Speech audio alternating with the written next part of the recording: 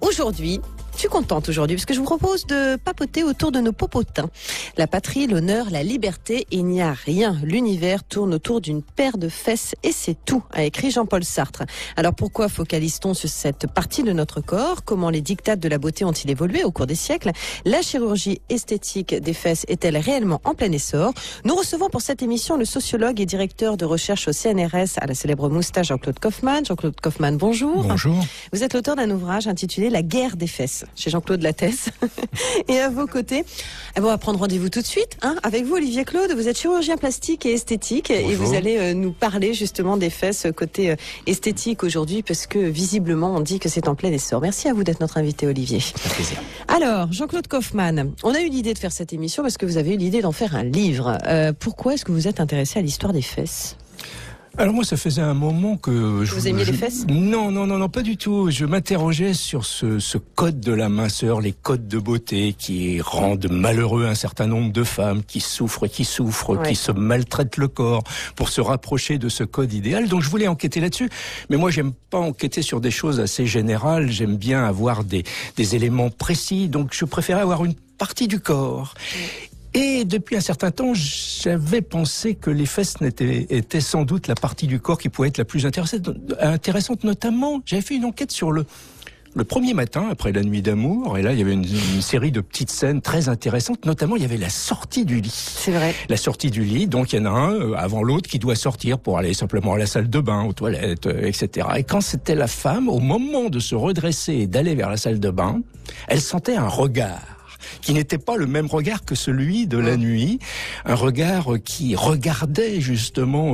Et quand j'interrogeais l'homme, il disait oui, c'est pas le même corps, mais il y a un charme fou, c'est le corps de la vie ordinaire. Et j'ai envie de regarder. Mais la femme, elle sentait qu'elle était jugée, notamment sur cette partie moyenne arrière du corps, qui lui posait particulièrement problème. Et c'est là que j'ai vu, et je l'ai constaté ensuite dans un certain nombre de sondages, que c'est notamment les fesses, les hanches, le haut de cuisse, etc., qui sont mal perçus par les femmes. Les femmes n'aiment pas trop leur corps, très souvent ont des problèmes, et notamment cette partie du corps. Alors, qu'est-ce que vous en pensez, vous, Olivier Claude? Est-ce qu'effectivement, ça fait partie des arguments? C'est vrai qu'on a tous vécu le lever, le premier lever après la première nuit d'amour. C'est vrai que ça résonne. Tout à coup, je réfléchis. Olivier Claude, est-ce que ça fait partie des arguments que vous pouvez entendre dans votre cabinet? Est-ce qu'effectivement, aujourd'hui, la chirurgie esthétique des fesses est en plein essor? Oui, alors c'est donc effectivement une zone pour laquelle on a de plus en plus de demandes, pour deux raisons principales. Donc parce que nous avons de meilleures techniques à proposer à nos patients depuis 10 ou 15 ans. Et également parce que, mais ça c'est ce qu'on va voir avec Jean-Claude Kaufmann, peut-être qu'il y a des changements sociologiques qui font que la fesse devient plus importante, elle est plus montrée, que ça soit dans les médias, donc avec des actrices, avec des chanteuses, et c'est une région qui est plus mise en valeur, et on a des techniques qui sont beaucoup plus efficaces et qui permettent d'avoir des résultats beaucoup plus intéressants que ce qu'on pouvait avoir encore il y a 15 ans. Alors, mais depuis combien de temps est-ce qu'on vient vous voir pour vous demander des fesses ? Donc cette bah non, mais demande, parfois on dit je vais m'acheter des seins, je vais m'acheter des fesses, quoi. Donc cette demande, encore une fois, elle existe depuis très longtemps. Oui. Mais là, il y a encore une quinzaine d'années, on avait surtout les prothèses en gel de silicone qui ne donnent pas des résultats aussi intéressants que les prothèses mammaires, parce qu'elles sont plus source de gags. Les prothèses au niveau des fesses sont des prothèses qui sont plus source de complications, d'infections, parce que c'est une zone qui est plus sensible aux infections, parce que c'est la zone du périnée, donc plus de germes qu'au niveau de la poitrine, et c'est aussi une zone d'appui. Donc ce n'est pas comme la poitrine. Donc à force de s'asseoir toute la journée au niveau des fesses, on peut avoir des mobilités de la prothèse, et donc la prothèse, surtout avec une peau fine, peut être visible ou palpable. Donc les prothèses de fesses, qui étaient la technique de référence encore une quinzaine d'années, n'étaient pas très satisfaisantes. Depuis une quinzaine d'années, la grande révolution, ça a été la maîtrise des transferts de la graisse. Donc, alors, on utilise. Non, on va en parler après, si vous le voulez bien, parce que sinon vous allez prendre l'antenne jusqu'à 16h. Et Jean-Claude et moi, si ça vous dérange pas, on va parler fesses aussi. Mais c'est bien. Vous allez nous expliquer les techniques, vous allez nous dire aussi combien ça coûte. Mais Jean-Claude Kaufmann, c'est intéressant ce que dit Olivier, c'est que ça n'a pas toujours été une demande. D'abord parce que la chirurgie esthétique ne pouvait pas répondre aux demandes des patientes et patients, parce que les hommes aussi sont intéressés par ça. Mais c'est aussi parce que la fesse n'a pas toujours eu la cote, quoi. Oui, alors il y a plusieurs choses. Il y a deux choses principalement. Pendant longtemps, on a été mal à l'aise avec nos fesses. Ça, c'est toute notre culture occidentale chrétienne. Oui. Ça remonte à très très loin.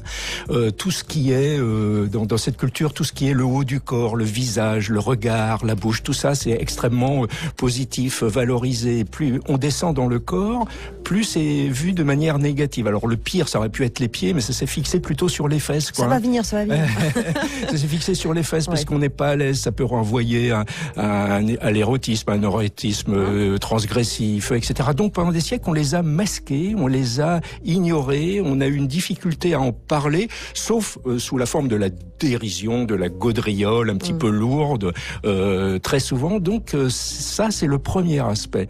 Le second aspect, c'est la question des rondeurs sélectives, si je puis m'exprimer ainsi. Sur un corps qui est de plus en plus mince, il y a 10 ou 20 ans, on a commencé à rajouter des seins.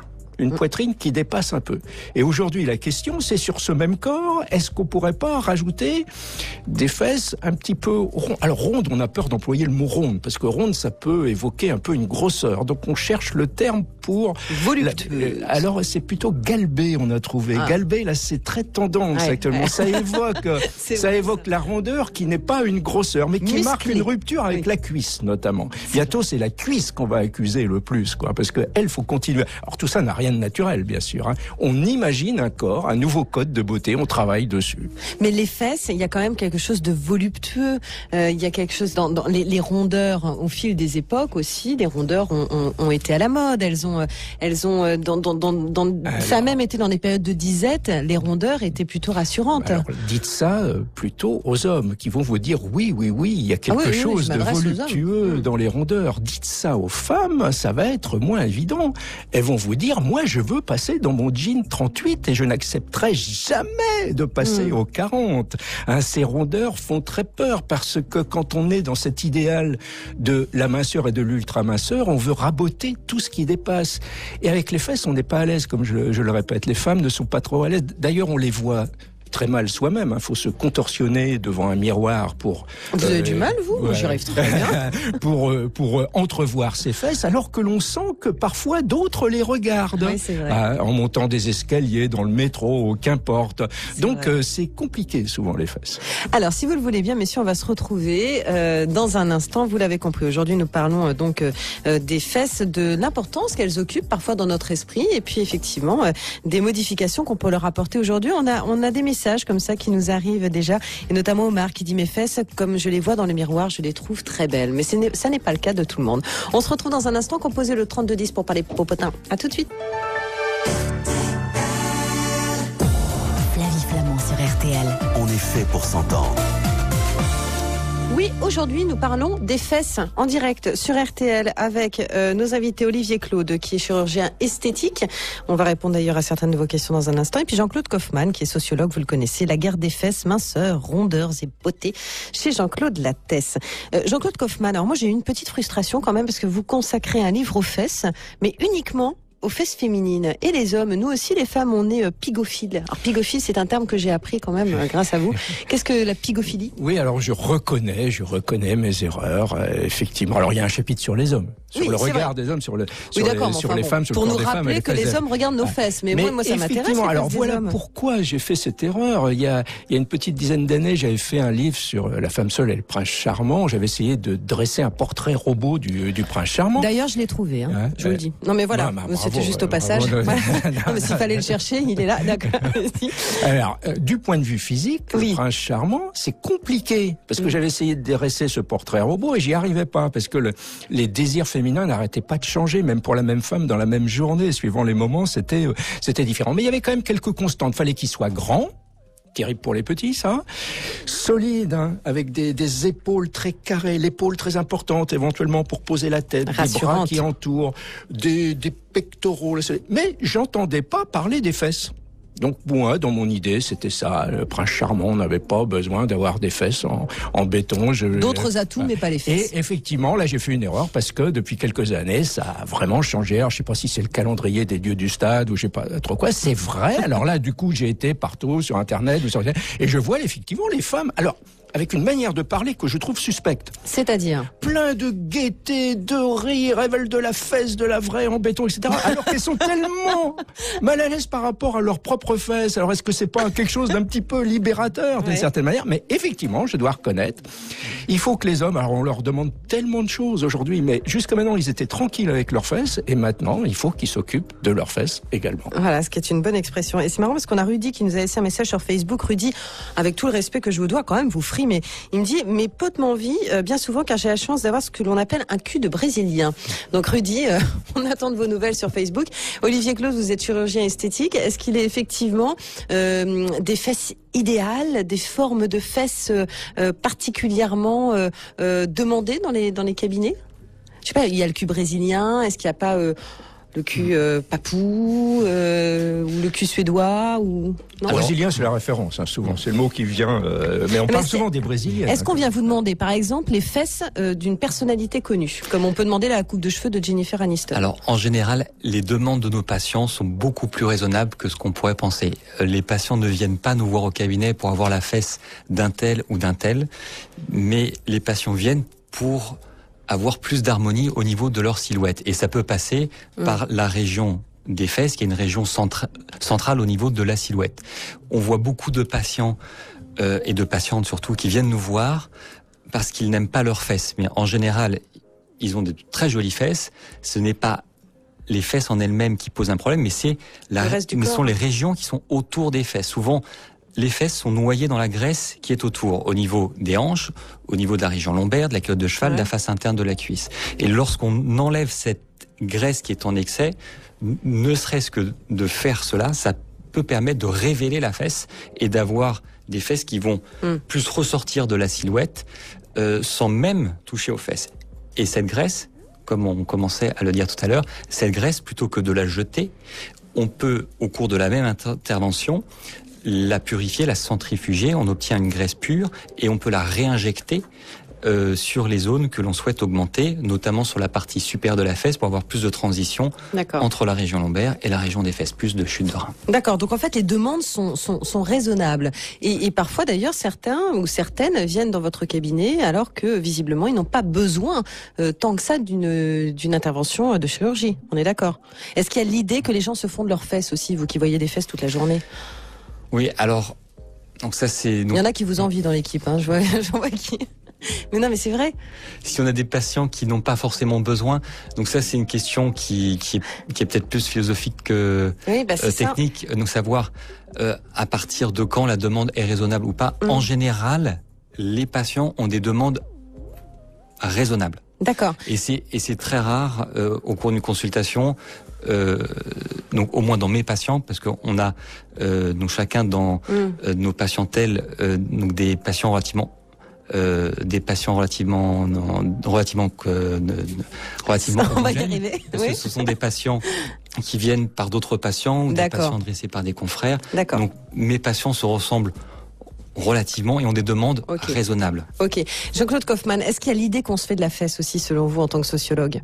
Oui, bien sûr. Alors les patientes deviennent raisonnables, notamment dans la discussion avec le chirurgien. Je pense qu'elles sentent qu'elles doivent être raisonnables. Le déclencheur, très souvent, moi je vois dans les témoignages, notamment des très jeunes filles, c'est les fesses de machine ou de trucs chouettes, de Beyoncé ou de Rihanna. Je veux des fesses comme Beyoncé, quoi. C'est l'image. l'image de la star qui est un petit peu une référence. Et après, on réfléchit, et effectivement, on devient raisonnable, notamment quand on rentre dans une démarche jusqu'à la chirurgie esthétique. Le problème, c'est de savoir ce qui est raisonnable. Alors, il y a bien sûr une fesse qui vieillit, qui prend de l'âge, qui s'avachit un petit peu. On peut la remonter. Alors ça, on peut dire que ça peut être raisonnable. Ça peut être aussi raisonnable d'accepter son corps tel qu'il est. Hein. C'est une autre démarche.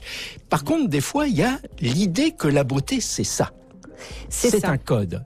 Et qu'il faut à tout prix adhérer, ressembler à ce code pour être beau. Et très souvent, malgré tout, un certain nombre de femmes, parce qu'on hérite d'un corps qui est d'une manière ou d'une autre, qui a une morphologie de départ, vont choisir le code qui ne correspond pas à ce corps. La femme un petit peu enveloppée va rêver d'être très mince, quoi.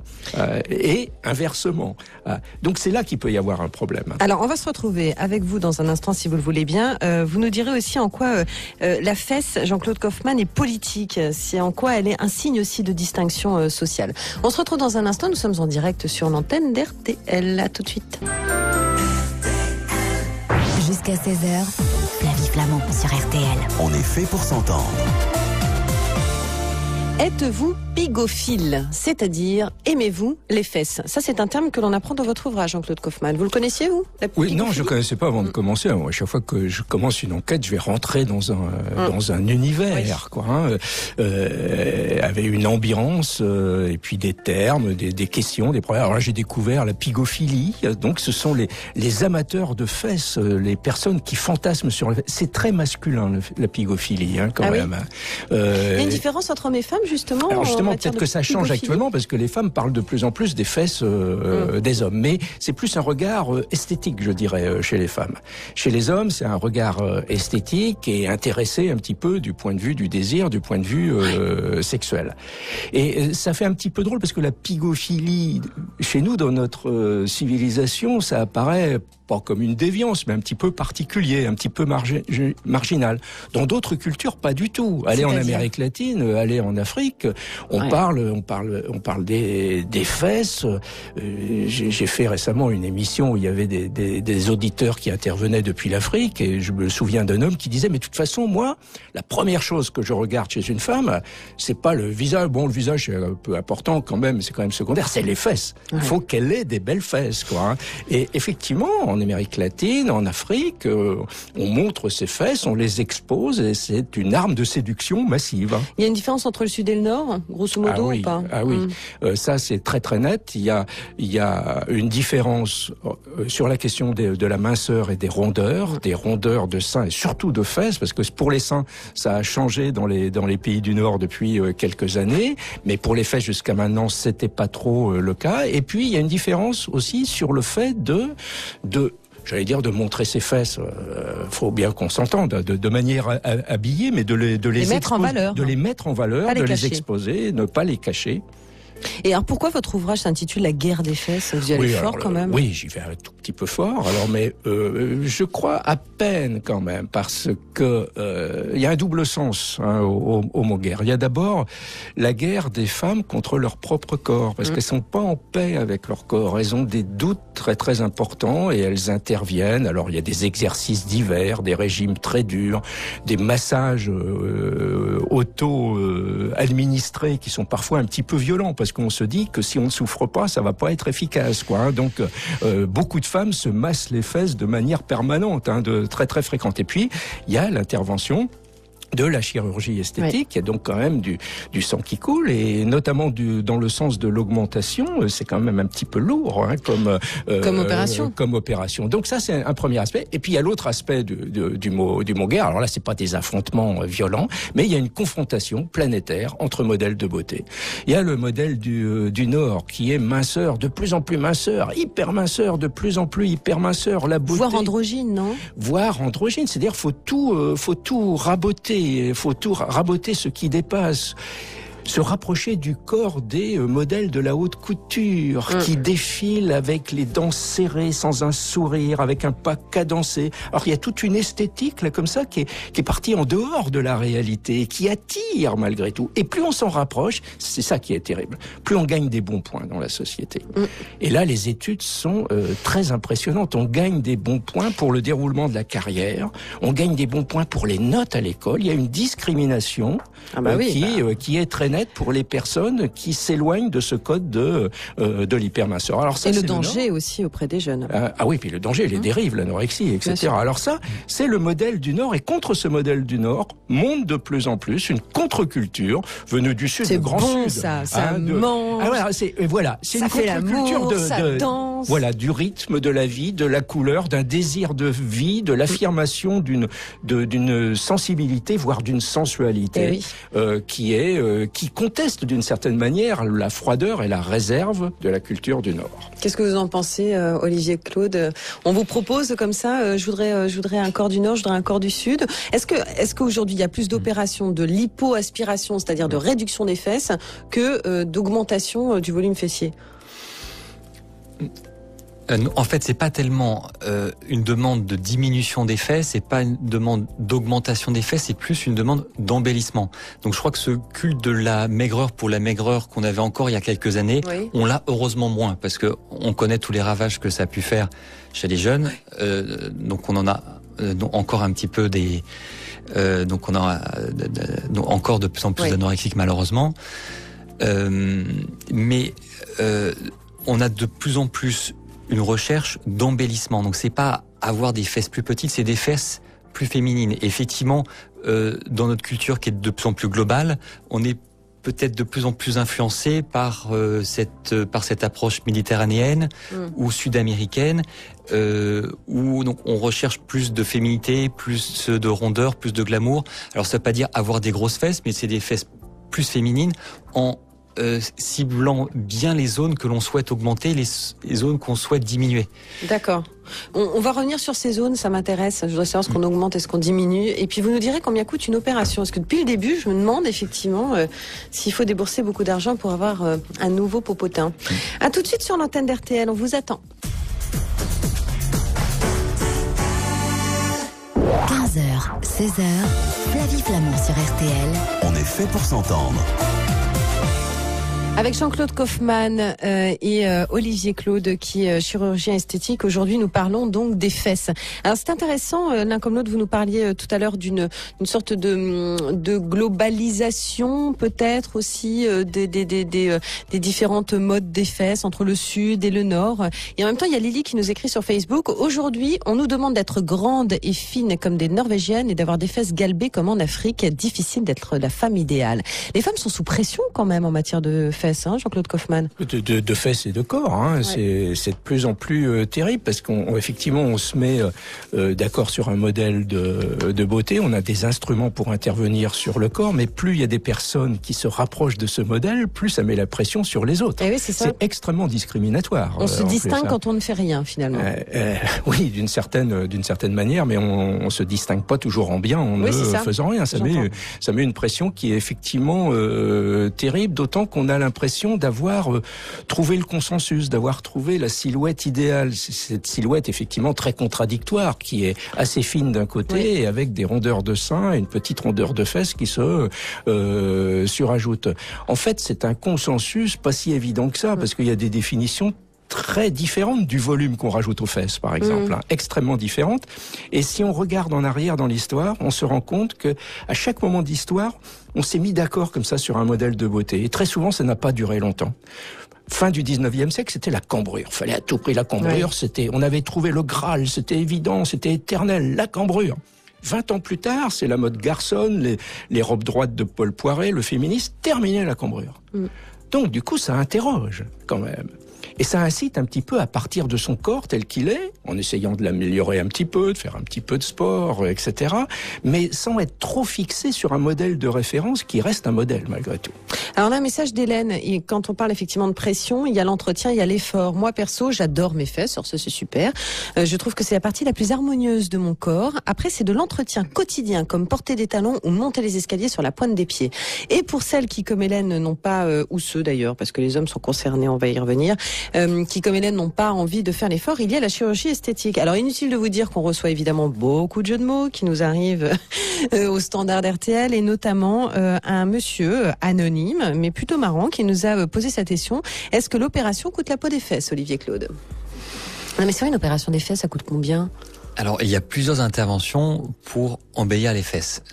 Donc on aura plusieurs une fourchette. Prix différents. Donc, en gros, ça va être entre 3 et 6 000 euros, suivant les différentes techniques. Les 3 grandes techniques, les réinjections de graisse, on en a parlé. Oui. Donc on prend la propre graisse du patient, on la purifie et on la réinjecte. C'est la technique un peu de référence, que ça permet de redonner de l'harmonie, le plus d'harmonie au niveau de la silhouette, et on réinjecte un produit naturel. Il n'y aura pas de rejet, c'est la propre graisse du patient et c'est définitif. Okay. Inconvénient, ça nécessite une petite hospitalisation, en général d'une journée, au maximum une nuit d'hospitalisation et quelques jours d'arrêt de travail. La deuxième technique, ce sont les injections de gel d'acide hyaluronique. Ce sont les mêmes gels qu'on utilise au niveau du visage, mais ce sont des gels plus denses. Gros avantage par rapport à la première technique, c'est plus simple, ça se fait sous anesthésie locale et il n'y a pas d'éviction socio-professionnelle. Le patient peut repartir travailler le lendemain ou le surlendemain. Inconvénient, il va falloir répéter ce geste à peu près tous les 12-18 mois. D'accord. Pardon, mais on peut revenir bosser le lendemain, mais on peut s'asseoir ou on est obligé de bosser tout à coup de bout parce que c'est quand même... Non, effectivement, ça dépend des professions. On n'est pas fatigué comme après une hypoaspiration, mais si il y a les mêmes inconvénients, le métier du patient lui impose être assis toute la journée, effectivement, il faudra qu'il prenne 2-3 jours off. Et la troisième intervention, ce sont les prothèses en gel de silicone. Oui. Donc, nous en avons parlé tout à l'heure. C'est à peu près le même principe que les prothèses mammaires. Ce sont des gels un petit peu plus denses et qui permettent d'augmenter les fesses, mais surtout sur leur partie supérieure et moyenne. Alors que si on veut le résultat le plus harmonieux possible, il faut également redonner du volume sur la partie latérale pour les femmes, pour avoir une fesse bien arrondie sur cette partie latérale, ce qui fait la différence entre une fesse féminine et une fesse masculine. La fesse masculine a une petite concavité, un petit creux sur la partie latérale. Donc on se retrouve pas avec des fesses d'hommes. Non, mais c'est vrai, c'est important. Non, mais pardon, je rigole parce que... Mais ça fait mal. Ça fait mal, docteur, ou pas? Parce que franchement, c'est quand même une partie sur laquelle on se repose régulièrement. Donc ça fait mal. Ce n'est pas censé faire mal. Maintenant, on a des traitements antalgiques et on travaille main dans la main avec nos anesthésistes pour éviter que les patients nous disent « ça m'a fait mal ». D'accord. Mais enfin, il y a quand même des douleurs post-opératoires, non? Ne réagissent pas de la même façon. Il y a un inconfort, il y a des douleurs post-opératoires qui peuvent être traitées, qui doivent être traitées. Chaque patient aura aussi un ressenti différent avec une même douleur. On peut se faire opérer à tout âge des fesses? Enfin, à tout âge, j'entends. À tout âge. C'est vrai que ça touche tous les sexes, tous les âges. Oui. On a des patients de 18 à 70 ans. Il n'y a pas d'âge. D'accord, ok. Jean-Claude Kaufmann, ça vous surprend effectivement qu'aujourd'hui, le souci des fesses puisse atteindre aussi des générations peut-être un petit peu plus mûres, voire de seniors? Non, parce que justement la fesse fatigue avec l'âge. Donc, et comme il y a ce critère du haut, il faut qu'elle soit remontée effectivement pour être arrondie. Donc là, ça ne m'étonne pas. Et aujourd'hui, il y a un grand souci du corps et de la beauté vers les 50 ans, vers les 60 ans, parce que à cet âge-là, la vie s'allège. On a moins de charges familiales, surtout pour les femmes. Des fois moins de charges professionnelles. Il y a du temps libre qui se dégage. Et le corps est encore relativement jeune. Et il y a comme une deuxième jeunesse, une parenthèse presque un petit peu enchantée. Les sondages d'opinion sur la sensation de bonheur montrent que c'est à cet âge-là qu'elle est la plus forte, cette sensation. Donc là, on peut être très tenté, effectivement, d'améliorer son corps à ce moment de sa vie. Bon, écoutez, on n'a pas terminé, évidemment. On a encore des choses à se dire pour savoir pourquoi on focalise à ce point sur nos croupes. On se retrouve dans un instant sur l'antenne d'RTL au Petit Trou. Flavie Flamand sur RTL. On est fait pour s'entendre. Pardonnez-moi ce petit lien avec notre émission. Aujourd'hui, nous parlons des fesses avec Jean-Claude Kaufmann et avec Olivier Claude. Olivier Claude, certains ont peur de se retrouver avec des fesses qui partent un peu dans tous les sens et notamment des prothèses qui se retrouvent sur les hanches. Enfin bon, visiblement, l'opération des fesses suscite une certaine angoisse chez certains de nos auditeurs. Oui, alors c'est une intervention effectivement donc qui peut être délicate, notamment avec la mise en place de prothèses de fesses, comme nous l'avons dit tout à l'heure. C'est une région qui est plus source de gag parce que on s'assoit sur la région des fesses, donc c'est source de mobilité de la prothèse, et la moindre petite mobilité peut entraîner une visibilité et une palpabilité de la prothèse beaucoup plus facilement que mais on peut avoir la prothèse qui part sur le côté ? Alors, il suffit de la replacer quelques millimètres. Il suffit d'une toute petite mobilité pour qu'elle puisse être visible ou palpable sur une peau très fine. C'est pour ça que les prothèses de fesses, ce n'est pas la technique de référence pour l'embellissement des fesses. Ça reste plutôt les transferts graisseux. C'est donc le choix numéro 1, parce qu'on utilise les propres tissus du patient, on évite ces problèmes de visibilité, de palpabilité, et on peut cibler très précisément la dépose de notre augmentation, de notre graisse, contrairement à la prothèse de fesse qui va surtout traiter la partie supérieure de la fesse. Pardon, je vois encore cette image de quelqu'un qui replace sa prothèse, c'est quand même un petit peu délicat. Non mais c'est vrai, c'est pas drôle. Non mais Jean-Claude Kaufmann, est-ce qu'il existe des fesses idéales ? Parce qu'en fait, c'est un petit peu ce qu'on retrouve aussi dans votre ouvrage, et puis je dirais presque à la fin de notre émission, c'est-à-dire que on réfléchit sur le phénomène des fesses, mais il existe peut-être pas de fesses idéales, et puis si on était tous un petit peu en paix avec notre popotin, non ? Oui, alors là, il y a quelque chose quand même qui est en train de se passer aujourd'hui. Là, on vient d'entendre de transferts graisseux, injection de graisse dans les fesses. Certaines femmes qui écoutent actuellement doivent se dire... Mais c'est la graisse purifiée. De la graisse purifiée, d'accord. Mais elles doivent se dire, mais de quoi parle-t-on ? Moi qui suis malheureuse comme tout. Moi qui voudrais me faire enlever la graisse, finalement on m'en remet, quoi. Alors c'est là que se pose la question de ce code. Alors il faut avoir un code, surtout lorsqu'on intervient au niveau de la chirurgie esthétique. Donc on essaie de bricoler sur ce consensus du corps plutôt mince avec une petite rondeur, plutôt bien arrondie vers le haut, mais pas trop volumineuse, etc. Alors ça reste un code. La beauté, il faut se le rappeler, le rabâcher sans cesse. Elle est multiple, elle est toujours différente. C'est toujours une surprise, la beauté. Les artistes nous montrent la beauté. Là, on n'avait pas su la voir, avec des formes de visage, de corps extraordinairement différents. Donc ça, c'est extrêmement important. Ça n'empêche pas de travailler son corps, de faire un petit peu de sport, etc. Mais même si on fait de sport, on dit oui, il me faut des fesses musclées. D'accord, fesses musclées, mais jusqu'à quel point la fesse musclée pour les femmes notamment ? Est-ce qu'il faut du muscle type homme, type fesse de Lara Croft ? Lara Croft qui est une guerrière. On sent que vous avez regardé les fesses de Lara Croft, vous. Oui, mais justement, est-ce que c'est un idéal, Lara Croft ? Pas du tout. Pour les hommes, elle peut faire peur. Elle est assez terrible. Donc du muscle, mais pas trop. Donc c'est là qu'on voit que il faut faire très attention. On peut rêver en regardant des beaux corps, essayer d'améliorer son corps, de faire des efforts, mais en se déprenant de l'emprise des modèles et notamment du modèle unique. Oui. Et ça, il faut faire très attention avec ça. Oui, et puis moi j'ai vraiment le sentiment, avec le temps, alors ça c'est ma réflexion, mais que les rondeurs c'est quelque chose de vivant, c'est quelque chose d'harmonieux aussi, c'est quelque chose qui donne envie de vivre, de sourire, non, je me trompe Olivier Claude ou Exactement. S'il vous plaît. Donc le but de nos interventions, c'est pas d'avoir des petites fesses, des fesses plates, c'est des fesses rondes, des fesses plus harmonieuses. On est avant tout, donc on n'est pas des chirurgiens de la minceur, on est des chirurgiens du mieux-être, et avec une recherche d'harmonie, de fesses plus harmonieuses, pas de petites fesses. C'est ça le mot de la fin pour moi, c'est chirurgie du mieux-être et de l'harmonie. Jean-Claude, votre mot de la fin. Alors les rondeurs, là on en a envie un petit peu, mais attention, les femmes qui vont avoir ce corps avec des seins et des fesses plus marqués, ça renvoie à une identité, à être un objet de séduction pour les hommes. Ce n'est pas anodin non plus. Tout ça, il y a des enjeux derrière.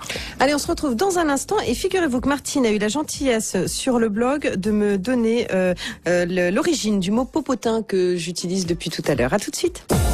Flavie Flamand sur RTL. On est fait pour s'entendre.